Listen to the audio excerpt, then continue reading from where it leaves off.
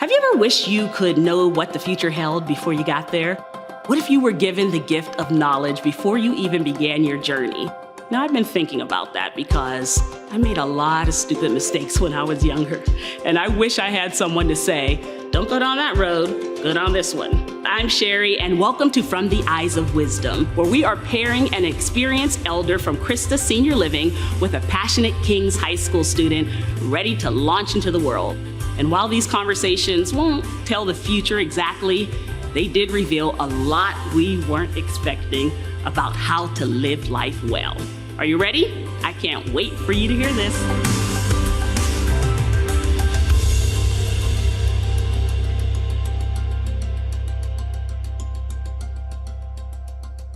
Welcome to From the Eyes of Wisdom. I am Sherry Lynn, and I am so happy to have here with me Dwight and Ethan. We're gonna have a great discussion. A little bit towards the performing arts side. Ethan, you are an actor. Yeah. Is it okay to call you that? Sure. Yeah, because you just got casted in. Tell us the big news here. So my school, we're doing Beauty and the Beast, and I just got casted as Gaston. Ah, very nice. Congratulations. Thank you. Which is a big thing because I was watching your pre-interviews and it seemed like from like the age of 9 till now, you've played nothing but dads. Yeah. He was typecast, Dwight. He was dad here, dad there, dad there, dad there, dad there, right? So now this is good, right? You excited about it? Definitely, yeah. When did you know you want to be in the performing arts? So I was in a play in 5th grade, and then I was Sherlock Holmes in that one. Yeah. But on the day of the play, I couldn't make it because I got sick. Okay. So that was pretty sad. Okay. But then in 7th grade, my friend, she told me, hey, you should do this thing. It's called CYT. It's called Christian Youth Theater. Okay. And then from 7th grade to 8th grade, I'm pretty sure, I did CYT, and that was like a lot of fun. And then through that, I think that's when I found out that I do really like performing arts. And I like the community in it. Okay. Dwight, let's go a little bit into your story from the beginning because everyone, I don't know if everyone can see, I'm holding here. If you're listening to the podcast, it's a top. Spinning top. Spinning top. Tell me how the spinning top got into your life so prominently. I grew up in northern Minnesota. Okay. And right across from a log church, which played a big role in my life. Yeah. And it was part of a small denomination from up there. And so the president of the denomination was very interested in young people. Okay. And he'd grown up in Chicago. And as a boy there, he had played with wooden tops. Okay. And he was very good. And he thought, what can I do to reach kids? And so he got his tops out and he put some Bible lessons to them. And that's where I first ran into it. I was going to Bible camp. He would do a demonstration for us. And so everybody had to learn how to do it. Everyone had to learn how to, and he put Bible lessons to a spinning top. Yeah. That's worth pulling back out as a Bible tool if anyone's listening. You see it's got a point. It's got a point on the bottom. And that's the most important part of that top. Yeah. And when it's lined up and going in the right direction, everything works fine. It's the same with our lives. If we've got a point in them and we're on target, our lives are going to be in order. That's nice, right? I've done a lot of them. I borrowed a lot of his material. The little denomination also started a Bible college. Okay. And when I was finishing up there, the Donald F. Duncan Company, if you've ever had a yo-yo, they're the makers of them. Okay. They decided to promote tops, and then they looked around for anybody that could spin them. Okay. And there were a couple of us up there, and so they hired me, and so I worked for them as a top spinner. Is this in an effort to sell them? Yes. Okay. Yeah. They decided to have a new marketing plan. They would do commercials. Up to that, they only used demonstrators. Okay. And then they would send us out to a city. They'd put some commercials on television, and then we would go out and play with the kids. We'd run contests for them. And then many mornings, we would end up in the TV station of that city. So that's where I got to be. How did someone see Dwight and say, I bet you he not only can spin a top, because it's one thing to be able to spin a top. It's another thing to have a performance essence to yourself that someone says, I bet you he can make other people want to spin tops, that he's entertaining enough to make people lean in while he's doing it. Like, what was it about you, your personality that they saw that said, hey, I bet you he'd be good at this? Because it is performance, right? Yeah, every time you went out, you were doing a performance. Yeah. At the very beginning, I wasn't very good because I had learned on little old wooden tops, and they were doing everything on plastic. So I had to learn it all over again. And the kids were better than I was, but as time went on, I learned it. And now and then a kid would say, oh, I saw you on Cowboy Bob's program this morning. So there was some continuity to it. So I'm still trying to get what made somebody look at you. What were you doing that someone said, Dwight is the man that's going to sell the tops? I did a demonstration here last fall at U Press for the kids there. Okay. And when they got done, one of the people said to me, we just expected you to come and do a couple of tricks. Okay. But I put together a whole performance in a sense where I projected out to them. I drew in the kids. I drew in the audience. And my top spinning was the point. Yeah. But what I was doing was, well, at that point, I was preaching a little to them. Okay. And it worked. So I guess I wouldn't say I had a lot of acting experience, but every time I went out to spin tops, I became Mr. Spin Top. Mr. Spin Top, okay. And that was my personality. Are you going to show us how to spin it? Well, I'm sorry, I didn't bring a string today. Oh, it needs a string. It needs. I can show you a picture of me. I have a picture here because I was going to ask you, would you consider yourself a performer? But anybody with a headshot that I'm going to show right now, and you guys listening, I'm so sorry you can't, but I have a picture of Mr. Spin Top. Do you remember when this was taken? Oh, yeah. I just started working, so it's been a couple of years ago. What age are we talking here? I was 22. 22. Look at that, Ethan. Because Ethan, if you want to be in the business, you're going to have one of these. I do. Do you have headshots already? Not professionally. Okay, all right. So you have to have one. Yeah. You're looking pretty spry there. I was. Right? Yeah. I was on it. And then Mr. Spin Top, we have a nice flyer here that I don't know if you guys can't see it. Sorry, I did on the most podcast. of my top spinning in churches. So okay. I had to self-promote myself, and so I had my brother-in-law was a pretty good cartoonist, and he did this for me. And I did a lot of. I pasted them in a lot of places. Yeah, I something you said in your pre-interview, Dwight, that I loved. You said God never wastes our talents and abilities. I mean, this is something that you can do, and maybe you didn't make a career of it, but God used it, right? Because tell a little bit about your story. Seems like you had a lot of twists and turns and a lot of different places you went. And it seems like you would go back to the top, spin top, and use it to maybe if you needed to raise funds for something or if you needed to speak or preach as a tool. Tell us about how you incorporated this performance thing that you had, how it kept coming back in other parts of your life. In another generation, there was a good baseball player by the name of Yogi Berra. Okay. And he had a lot of his own maximums, if you've ever read about them. Kind of ridiculous things. One of them was, when you come to a fork in the road, take it. And it sounds a little ridiculous at times, but as I look back at my life, there's been a lot of forks. And one could think they're all going to be wasted, but God doesn't waste anything. Yeah. I had never in my life when I was younger thought that I would ever do anything with spin tops, but they turned out, as you say, to be one of the major branches in my life. Now, as a business, Duncan got in a court battle over the word yo-yo, lost it, and the company went out of business. So and Duncan was the one that was employing you. Was my employee. Yes. Yeah. And at that point, I was done spinning tops. And the Lord put another fork in the road, and that's how we came out here to Seattle from Minnesota to finish some schooling, because at the back of all of this, I felt God was calling us to missions of one kind or another. And I needed more Bible training to make that work. And so he brought us out here.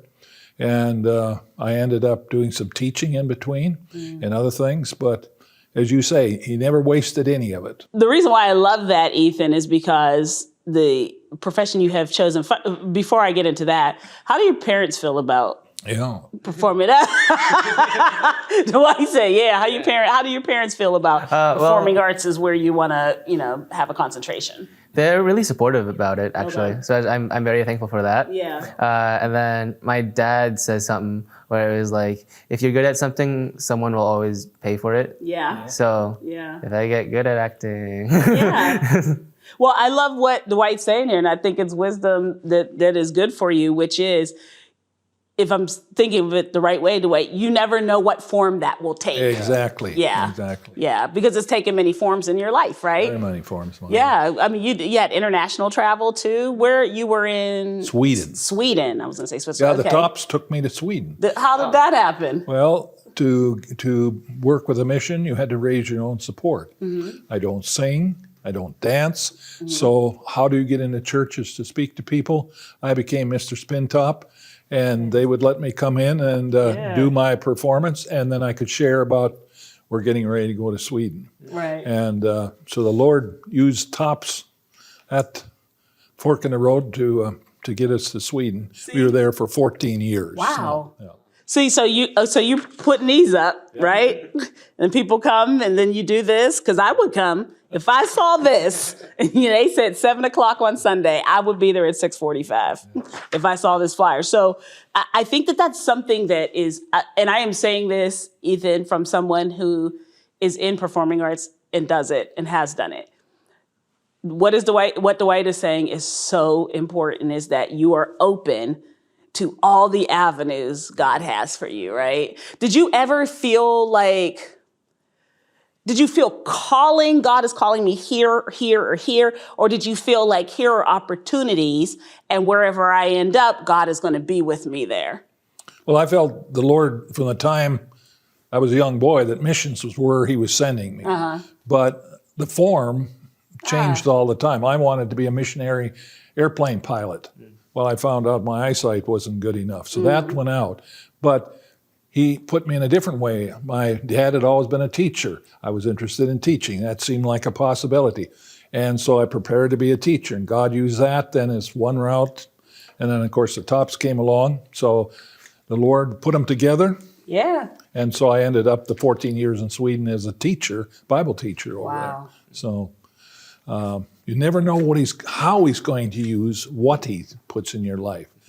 I just say you got to keep moving, be involved in things, and then the doors will open. A ship in harbor is not going anywhere. You've got to get someplace where he can use you. Oh, I like that. Ethan, any questions based on that for Dwight? When you were in Sweden, did you have like an idea as like, okay, this is what God called me for? I did, and I have to say we, because I had my family with us. And one of the surprising things I found there was I thought my major call was going to be a teacher. But I found out after a short while that there were other things that were just as important. We worked with camps. We did other things there. I did some teaching. I taught English because of so that we could use more books. There aren't a lot of theology books in Swedish. Yeah. And so God used all kinds of things that I had never even considered of. My wife ended up running the kitchen. She had never thought about that in her life. She did a fantastic job. So, God can use all kinds of things in your life if you're willing to be used on there. And I think if you're going to go into some kind of ministry, media ministry or something, there are going to be different avenues that keep popping up. Yeah. And you may have to make some choices in them, but I kept feeling that God was taking us in the direction of missions, and Tops were a distraction, teaching was a distraction, other things. But in the end, God opened the doors so that we could end up there in Sweden at the Scandinavian Bible Institute. I love that. The fact that God doesn't waste anything, the fact that He is everywhere you are, and that He's willing to use you wherever you are, is such a wonderful vision of wisdom that He's giving you, because it's easy to get discouraged, right? Do you remember any specific times where you're like, what? You're chuckling, so I guess where you're like, why am I here? Did I miss God? What's going on? Do you remember any specific times of discouragement? Well, we signed up to leave in 1970. That seems a century ago. Yeah, that's before I was born, Marcia. That's right. I mean, Dwight, that's really way back then. Yeah. And I thought we would be ready to go in a year or two. So I started teaching school to support us while we were raising support. And nothing happened I taught 5 years. In fact, I taught right over here at Madrona School here for 3 years. Finally, one of my friends said to me, "Are you really going to Sweden?" And I said, "Oh yeah, we're going to go." He said, "Why then are you teaching?" So at the end of that school year, I quit teaching. But there's, for those 5 years, there was a lot of discouragement there because everything happened so slowly. And we wanted it right now and get out of here. But God had other plans. And what would you tell Ethan? Because you're going to have slow times. Yeah, I know. So, there's going to be times where you're waiting for that phone to ring. I think I got the part. I don't know if I got the part. I think I got the job. I don't know if I got the job. I think all of that comes with it. About the way you wait, maybe, or how you handle the discouragement. Is there any encouragement or wisdom you would give there on how you handle it when you're in it? Because you would say it's inevitable, wouldn't you? It is inevitable. Yeah. I keep saying you got to keep moving. You think in the direction God's given you. So if you have to paint flats, maybe that for a couple of months until something opens up. But you keep moving along in your field as much as you can and trust that God is going to open the next door for you. Yeah. And so it gives you a fork in the road to move on. And that's easy to say, but at the time, it can be very discouraging. Did you have children at that time, or was it just you and your wife? No, we had 3 children by the time. Really? Yeah. So then you start thinking about them too, and where should they go to school and things like that. Yeah. But God worked that out. And once He had opened the door and we had our support so we could go to Sweden, God took care of the other next steps for us. So. Yeah. I think it's probably important, not just the waiting, but the way you wait. Absolutely. Yeah, you know what I mean? Like just, I know for me in times where it's not, I'm waiting, but I got a whole attitude. You know what I mean? With God, with everybody, because it's discouragement. Discouragement means I have lost my courage. And it's difficult, right? What about the people you surround yourself with? Because you had a friend who came to you and said, "Are you going? If so, then why are you?" So what about that? I think friends are very important. And especially if those that are in your field, I think can be a real help to you, both as mentors and friends and encouragers. When you're working, as we were in the Christian area, there's a large force that kind of surrounds you and helps you. Yeah. There's a couple of pastors here in Seattle who really made it possible. In the background, I didn't know. They said, "Would you help the Paulsons?"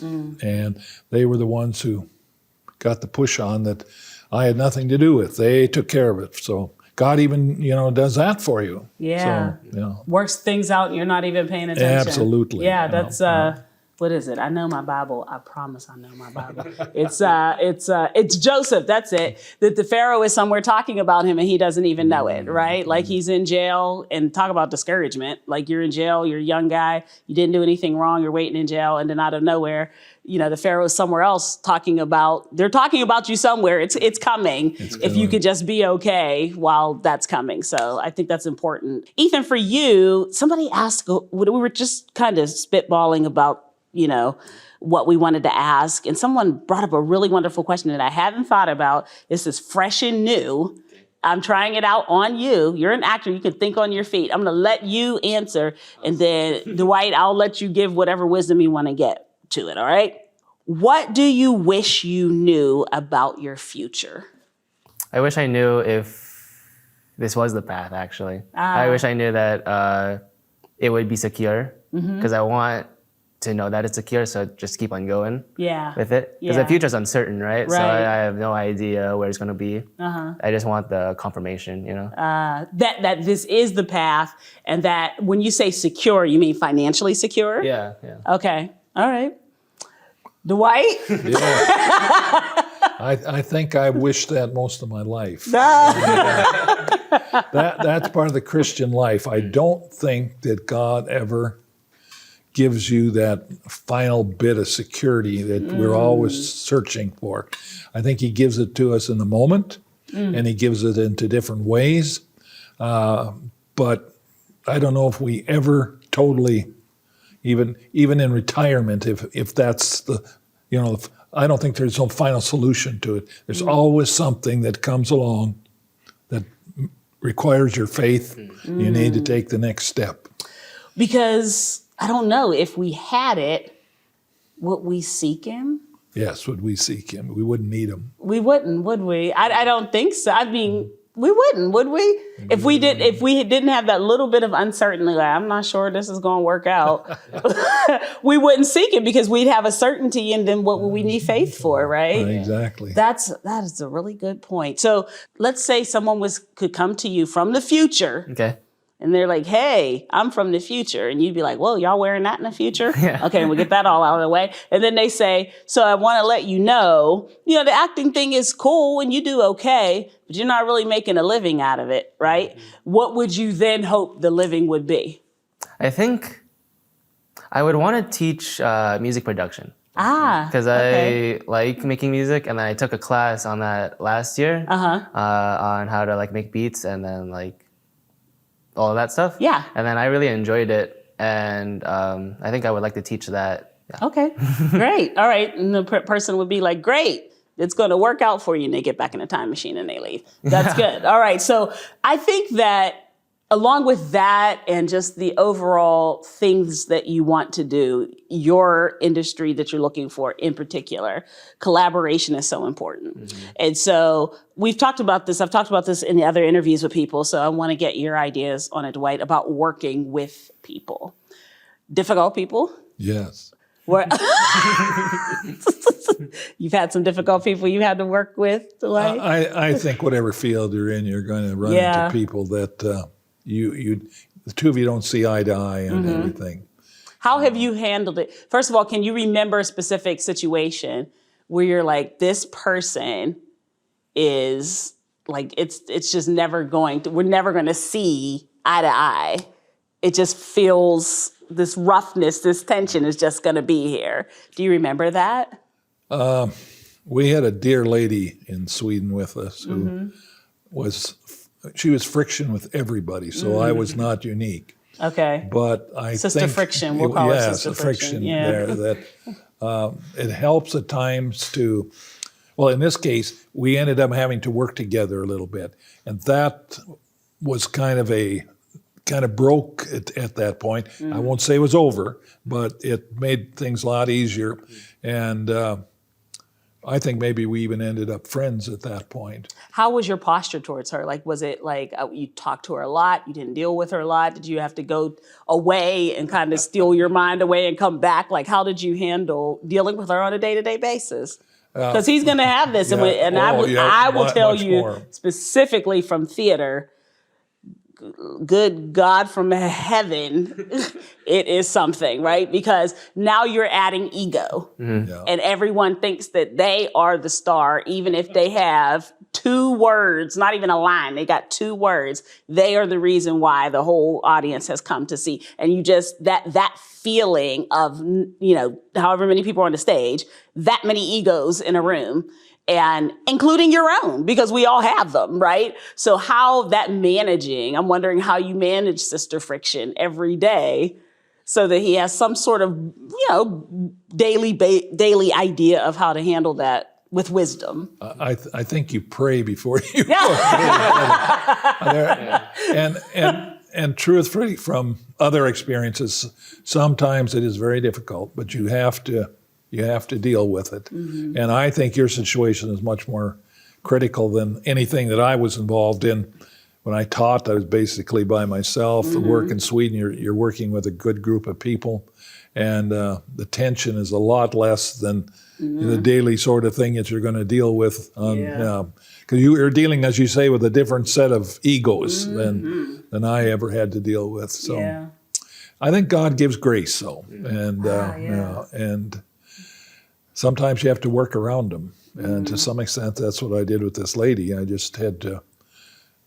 We worked together, but I made sure that it was going to come out on my side. Okay. And that your paths didn't cross more than they needed to, probably. Exactly. Yes, that you had to manage it that way. Last question before we wrap up. I always have the young person write down a word of advice. Now, this is something that Ethan is going to take with him to college. He's going to be in a dressing room somewhere, have this piece of paper with him. He's going to be in his first apartment with his actor friends. There's going to be 90 of them in one bedroom apartment in New York. And he's going to wait. And that's right, Dwight said this. What word of wisdom would you give him that he needs for life as a young man launching out all the things that he wants to do, all the wonderful dreams in his heart and in his mind? What's the one word of advice you would give him? This is yours to write it down. I really believe that the Lord, when he plants that vision in you, is something that he's going to see through with you as well. And he has a way of doing it. When I talk about, the fork in the road, they may come up, and you may have to, work on some of the other things that you didn't intend, but in the end, they are part of the solution. Cool. And I think, too, God gives us a sense of peace about things. I really do. That has been my experience, that when I'm doing right and in his will and we're on track, that there's a sense of peace with that. You can trust him in that part. You can trust him. You can trust him. God gives a sense of peace, and that you're doing this together. I almost want to cry on that. I wish I would have known that at your age. I wish I would have known that it wasn't all up to me. Yes. That he wants to partner. He wants to walk through this life with me, and whatever's fork in the road I'm taking, he's not on this side like, you made the wrong choice. Yes. You know what I mean? He's with me. He wants to do this life with me. Exactly. And then he gives us grace and he gives us peace. That is good, Dwight. That is something to remember. Any other questions you have, Ethan? No, I think we're good. Okay. How about you, Dwight? Anything else you want to say? That was really good. I think we've covered a lot of it. Yeah. I'll be praying for you, Ethan, as you go off. Thank you. Yeah, that's wonderful. Thank you guys so much. I appreciate it. And I wish we'd have had that string. I wish I had brought it with me. Gone it. I didn't think about it. Next time, we're just going to have just spinning tops. That's it. As soon as the camera opens up, it'll just be. Do you have more than one? Oh, I only have about 300.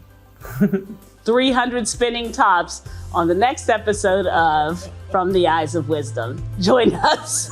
Bye.